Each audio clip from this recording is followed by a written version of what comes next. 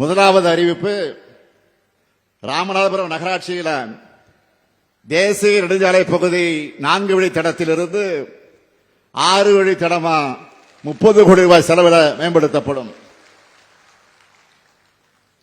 இரண்டாவது அறிவிப்பு, திருவாடனை மற்ற அரசு மங்கல வட்டங்கள் இருக்கக்கூடிய 16 முக்கிய கண்மாய்கள் 18 கோடி ரூபாய் செலவில் மேம்படுத்தப்படும்.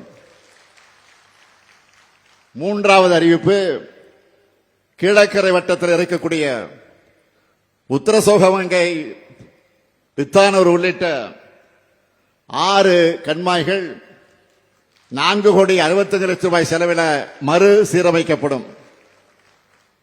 நான்காவது அறிவிப்பு, கடலாடி வட்டத்தில் இருக்கக்கூடிய செல்வானூர் கண்மாய் 2 கோடி 60 லட்சம் ரூபாய் மதிப்பீட்டிலும், சிக்கல் கண்மாய்கள் 2 கோடி 30 லட்சம் ரூபாய் மதிப்பீட்டிலும் மறு சீரமைக்கப்படும்.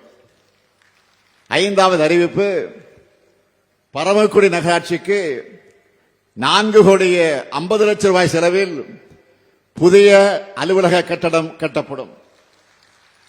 ஆறாவது அறிவிப்பு, ராமநாதபுரம் நகராட்சியினுடைய பழைய பேருந்து நிலையம் நவீன வணிக வளாகமாக மாற்றி அமைக்கப்படும். ஏழாவது அறிவிப்பு, ராமநாதபுரம் அரசு மகளிர் கல்லூரியில் வசதிகளை மேம்படுத்தி புதிய பாடப்பிரிவுகளை தொடங்கும் வகையில் 10 கோடி ரூபாய் செலவிடும் புதிய கூடுதல் வகுப்பறை கட்டடங்கள் கட்டப்படும். எட்டாவது அறிவிப்பு, கீழக்கரை நகராட்சிக்கு 3 கோடி ரூபாய் மதிப்பீட்டில் புதிய அலுவலக கட்டடமும் 1.5 கோடி ரூபாய் மதிப்பீட்டில் நவீன மீன் அங்காடியும் கட்டப்படும். ஒன்பதாவது அறிவிப்பு, கமுதை பகுதி விவசாயிகளுடைய நலன் கருதி 1 கோடி ரூபாய் மதிப்பீட்டில் 100 மெட்ரிக் டன் கொள்ளளவு கொண்ட குளிர்பதன கிடங்கு அமைக்கப்படும்.